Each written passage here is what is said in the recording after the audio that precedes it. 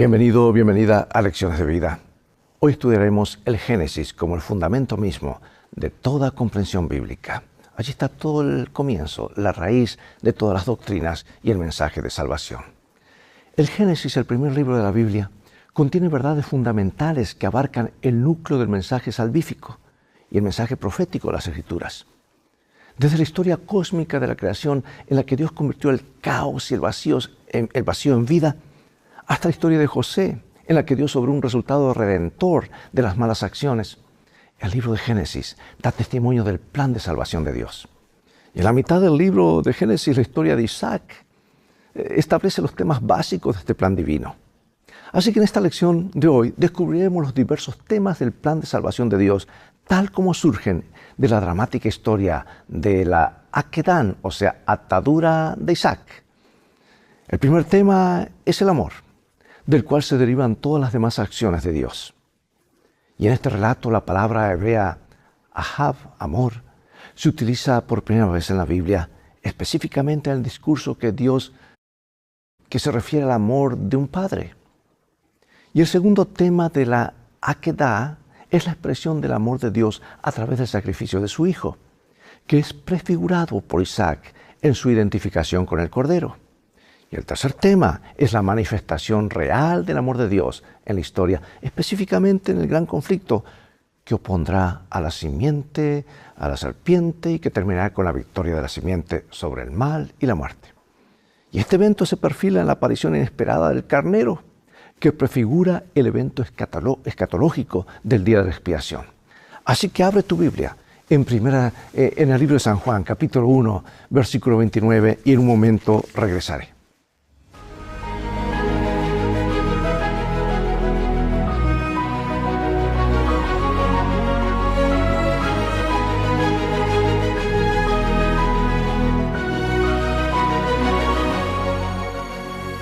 Dice San Juan 1:29, al día siguiente Juan vio a Jesús que venía hacia él y le dijo, este es el Cordero de Dios que quita el pecado del mundo.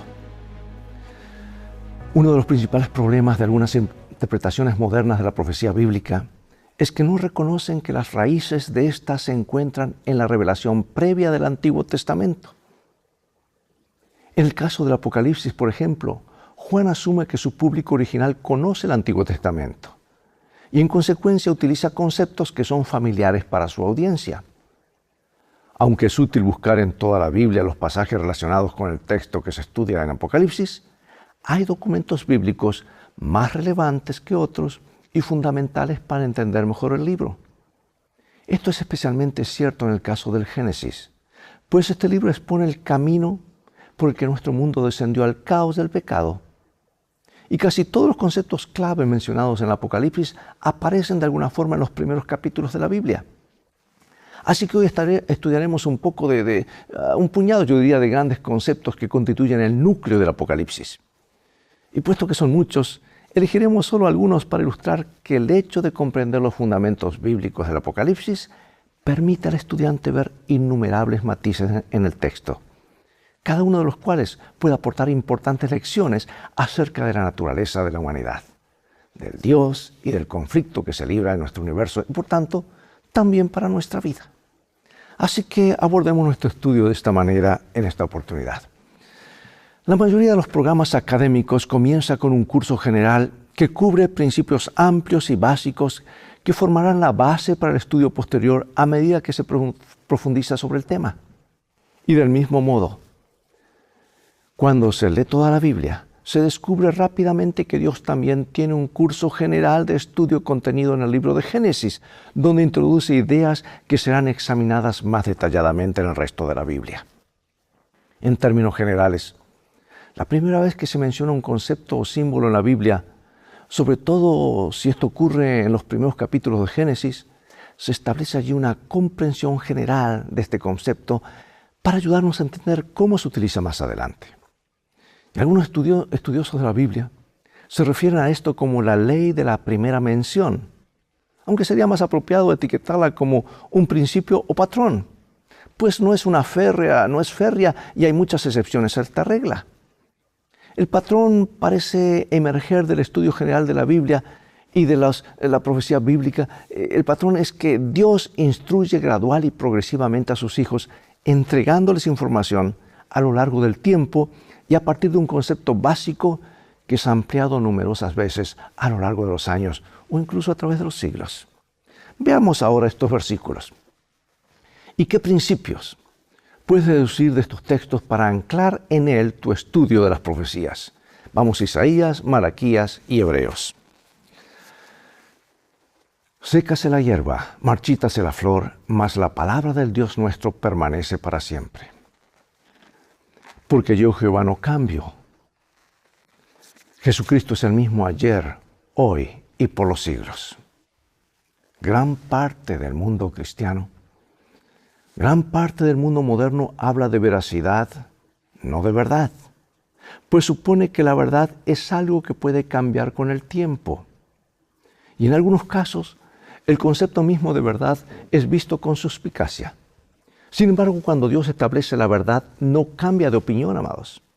Una vez que comienza a enseñar la verdad a su pueblo, podemos contar con que las sucesivas repeticiones del mismo principio o tema bíblico no cambian de significado, sino que, por el contrario, arrojan más luz acerca de ese significado.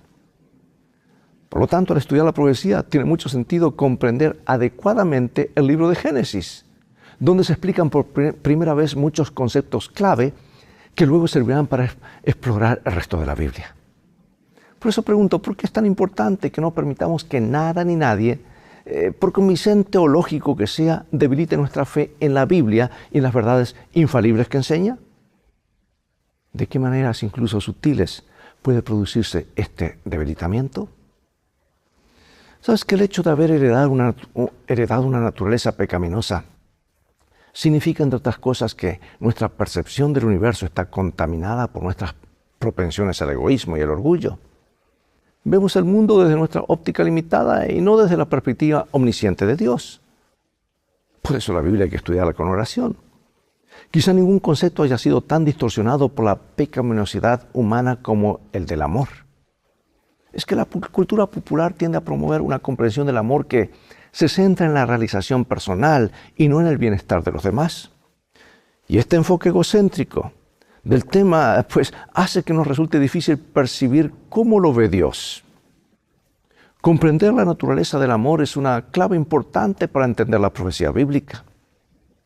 Uno de los temas cruciales del gran conflicto es la distorsión en la comprensión humana del carácter de Dios. Y en tal sentido, Ellen White concluye en su libro El conflicto de los siglos con las siguientes palabras. Ella dice lo siguiente: el gran conflicto ha terminado. Ya no hay más pecado ni pecadores. Todo el universo está limpio. Una misma pulsación de armonía y júbilo late a través de la vasta creación. Del ser que todo lo creó manan vida, luz y contentamiento por toda la extensión del espacio infinito. Desde el átomo más imperceptible hasta el mundo más grande, todas las cosas animadas e inanimadas declaran en su belleza sin mácula y en gozo perfecto que Dios es amor. Bueno, el amor es mencionado por primera vez en Génesis 22. Y vamos a ver qué nos enseña esta historia acerca de la naturaleza del amor divino. Vamos a Génesis 22:2. Y dijo: toma ahora tu hijo, tu único Isaac, a quien amas, y vete a la tierra de Moria, y ofrécelo allí en holocausto sobre uno de los montes que yo te diré. Además de la primera mención de un concepto en la Biblia, puede ser útil encontrar la primera referencia a ese mismo concepto en determinados libros, especialmente en los Evangelios. Y la primera referencia al amor en los Evangelios se encuentra en Mateo 3, en Marcos 1, Lucas 3 y Juan 3:16 respectivamente. La primera mención del amor en el Evangelio de Juan 3:16 es particularmente esclarecedora, pues parece aludir a la historia de Isaac sobre el altar. La fe de Abraham en Dios era tal que confió en que Dios podría resucitar a su hijo si llevaba a cabo el sacrificio. Y eso ilustró el amor de Dios por la humanidad, ya que Él nos amó hasta el punto de dar a su hijo unigénito, tras lo cual lo resucitó de entre los muertos. Y el sacrificio de Cristo en la cruz revela el tipo de amor abnegado que Dios siente por nosotros. Por eso pregunto, amados, ¿cómo podemos manifestar a los demás el amor abnegado que Dios siente por nosotros? ¿Por qué es ese tipo de amor tan importante para nosotros? Ahora notemos la pregunta clave, la pregunta de Isaac. ¿Dónde está el cordero? Que está en Génesis 22:7. ¿Dónde está el cordero? Porque el cordero es uno de los símbolos más recurrentes del Apocalipsis, donde Jesús es llamado cordero más de 20 veces. En una de las escenas más impactantes del libro, la visita de Juan a la sala del trono de Dios en el capítulo 4 y 5, el cordero desempeña el papel central. Por eso pregunto, ¿cómo nos ayuda la historia del casi sacrificio de Isaac a entender el uso simbólico del cordero o de los corderos? ¿Y cómo se relaciona esta historia con lo que Juan ve en Apocalipsis 5? ¿Dónde está el cordero? Curiosamente, el resto de la Biblia responde esa pregunta con lujo de detalles. Y los otros 38 libros del Antiguo Testamento conducen al lector por un camino en la que la pregunta de Isaac es respondida progresivamente con más y más detalles, desde los rituales de la Pascua hasta la ocupación temprana de David y en adelante. Toda la historia bíblica está salpicada de innumerables profecías mesiánicas que anticipan la respuesta a la pregunta de Isaac, ¿dónde está el cordero? Y luego en el Nuevo Testamento, la pregunta es respondida cuando Jesús aparece en persona y ministra entre su pueblo y entrega finalmente su vida como sacrificio en la cruz. Veamos la primera mención de un cordero en el Evangelio de Juan. Y está en San Juan 1:29 y dice, he aquí el cordero de Dios que quita el pecado del mundo. Daría la impresión de que Juan el Bautista estuviera respondiendo la pregunta de Isaac, ¿dónde está el cordero? Aquí el cordero de Dios responde. Y lo hace en un escenario que no podría ser más apropiado. Los pecadores se arrepienten y se sumergen en el agua del bautismo, que simboliza la muerte del pecador y el comienzo de una nueva vida. Y en este contexto, Jesús, el Cordero de Dios, aparece súbitamente y, según el relato de Mateo, los cielos se abren para anunciarlo. Este es mi Hijo amado, en quien me complazco. En el caso de Abraham e Isaac, la voz del ángel del Señor anunciada también desde el cielo, la solución divina para el problema de ellos. Y sabes que cuando se entretejen todos esos hilos, queda claro que Jesús, el Cordero de Dios, es nuestro sustituto. Y eso arroja mucha luz sobre nuestra comprensión del Cordero inmolado en la visión de Juan acerca del trono en Apocalipsis. Por eso pregunto, ¿por qué es fundamental para nuestra salvación saber que Jesús es nuestro sustituto? ¿Qué esperanza tendríamos sin Él como sustituto, especialmente en ocasión del juicio? Quizás, amados, el aspecto más cruel de vivir en un mundo separado de su Creador sea la forma en que la muerte acecha el trasfondo de cada vida, lista para atacar en cualquier momento. Es que la paga que da el pecado, la consecuencia de habernos desconectado de nuestro Creador, la única fuente de vida del universo, pues es la muerte. Y como tal, el pecado desempeña un papel fundamental en la profecía bíblica, tanto por su realidad como lo que es aún más importante por su solución, que solo se encuentra en Jesús, en su muerte y su resurrección. Tanto la primera mención de la muerte en la Biblia como su primera aparición arrojan mucha luz sobre este tema fundamental de la profecía, ya que nos ayudan a comprender la gravedad del problema del pecado y aportan importantes herramientas para entender la solución divina para el problema. Bueno, a menudo nos decimos y reaccionamos y decimos, la muerte es parte de la vida. Esto no es así, amigo y amiga. La muerte es lo contrario a la vida. La pérdida de esta, un intruso que nunca debió formar parte de nuestra experiencia aquí, es un paréntesis en la eternidad de Dios. Aunque nos hayamos acostumbrado a la muerte, nuestros corazones siguen protestando enérgicamente cuando nos encontramos con ella, como si la humanidad toda aún se diera cuenta de que hay algo fundamental erróneo en ella. Y por muy dolorosa que la muerte resulte en general, hay casos en los que parece más trágica aún, como cuando muere un niño. En general esperamos que los padres precedan a sus hijos en la muerte y hemos llegado a aceptar eso como el orden normal de las cosas. Sin embargo, la primera muerte registrada en las Escrituras va en contra de esa norma aceptada. Porque antes de que Adán y Eva pasaran por la muerte, experimentaron una tragedia de esta cuando Abel, su hijo justo, fue asesinado por Caín, su malvado hermano. Esa fue sin duda una muerte particularmente injusta. Ahora piensa en Jesús, el justo asesinado por el injusto, como en el caso de Abel. ¿Qué muerte pudo ser más injusta que la de Cristo? ¿Qué otros paralelismos podríamos encontrar entre la muerte de Abel y la de Cristo en la cruz? ¿Cómo puede ayudarnos la naturaleza de la muerte de Abel a entender por qué Jesús tiene las llaves de la muerte y del sepulcro y lo que Dios nos ofrece en él? Si el problema de la muerte no fuera resuelto, ¿por qué sería nuestra vida inútil y sin sentido en última instancia? ¿Qué nos enseña este hecho acerca de cuán agradecidos deberíamos estar por lo que Jesús hizo por nosotros? Pasemos a otro tema clave, que es la adoración en Apocalipsis. Porque el autor y promotor de los falsos sistemas de culto es identificado como el dragón. Y qué bien lo ha hecho, y a cuántos ha engañado. Y la descripción de este querubín caído como una serpiente no es casual, sino que nos remite claramente al jardín del Edén, donde una serpiente persuadió a Adán, mejor dicho, el diablo transformado en serpiente, ¿verdad? Persuadió a Adán y Eva para que lo siguieran en su rebelión contra el Creador. Comparemos esto ahora con Génesis 3 y Apocalipsis 12. Vamos al comienzo.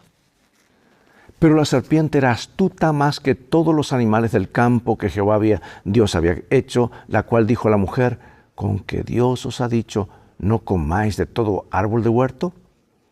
Y la mujer respondió a la serpiente: del fruto de los árboles del huerto podemos comer, pero del fruto del árbol que está en medio del huerto, dijo Dios, no comeréis de él, ni le tocaréis para que no muráis. Entonces la serpiente dijo a la mujer: no moriréis, sino que sabe Dios que el día que comáis de él serán abiertos vuestros ojos y seréis como Dios, sabiendo el bien y el mal. También apareció otra señal en el cielo: he aquí un gran dragón escarlata que tenía 7 cabezas y 10 cuernos, y en sus cabezas 7 diademas, y su cola arrastraba la tercera parte de las estrellas del cielo y las arrojó sobre la tierra. Y el dragón se paró frente a la mujer que estaba para dar a luz, a fin de devorar a su hijo tan pronto como naciese. Después hubo una gran batalla en el cielo. Miguel y sus ángeles luchaban contra el dragón, y luchaban el dragón y sus ángeles, pero no prevalecieron, ni se halló ya lugar para ellos en el cielo.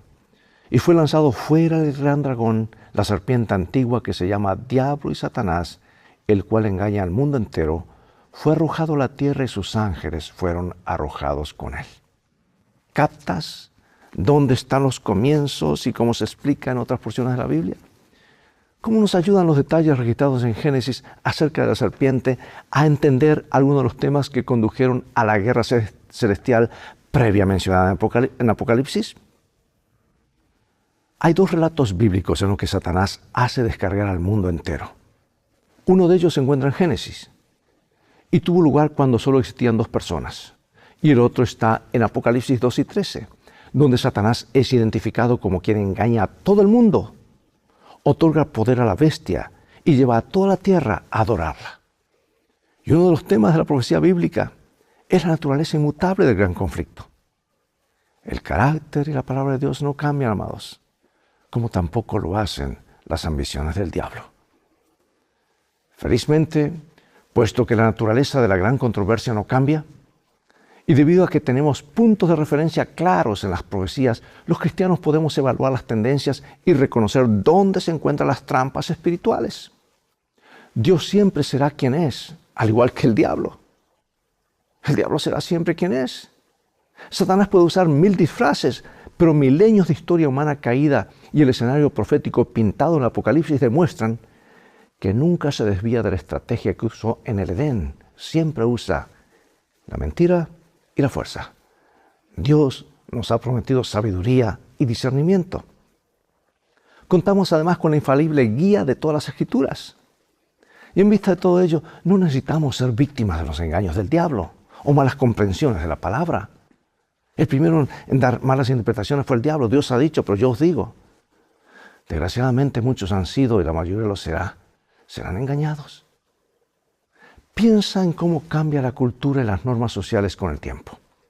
Lo que antes era aceptable se convierte en inaceptable y viceversa. Y dado que los temas subyacentes y los actores del gran conflicto no cambian, ¿qué debería tener en cuenta un cristiano al examinar el cambiante panorama cultural? Por eso me preocupa tanto, amados, que hay gente que trata de interpretar la Biblia de acuerdo al momento actual en que se vive. No. Por ejemplo, ¿dónde se puede encontrar en la cultura actual las mentiras originales del diablo? No morirán y serán como Dios. Muchas religiones mundiales tienen que ver simplemente con ideas y mitos inverificables, pero la religión cristiana está firmemente anclada en hechos históricos. Porque la Biblia es el registro de la interacción de Dios con la humanidad a lo largo de la historia. Y en consecuencia, el estudio de las interacciones milenarias allí registradas resulta muy instructivo acerca del carácter coherente de Dios. A veces, sin embargo, los cristianos se quejan de que están cansados de oír siempre lo mismo.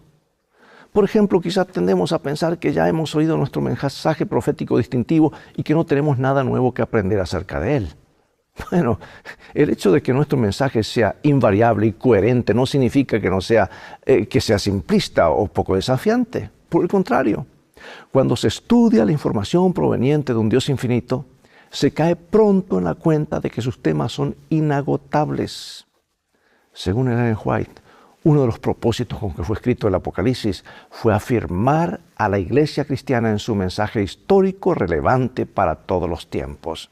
Leamos lo que dice aquí el libro Los Hechos de los Apóstoles. Dios le reveló esto. Algunos de los obreros más jóvenes entre los cristianos del primer siglo se habían cansado de las verdades tan a menudo repetidas y en su deseo de algo novedoso y sorprendente intentaron introducir nuevas fases de doctrina.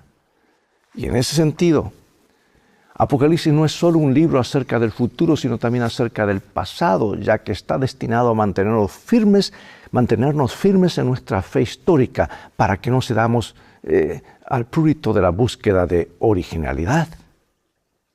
Y ahora, amados, el tiempo ha pasado rápidamente. Para finalizar, algunas preguntas de reflexión.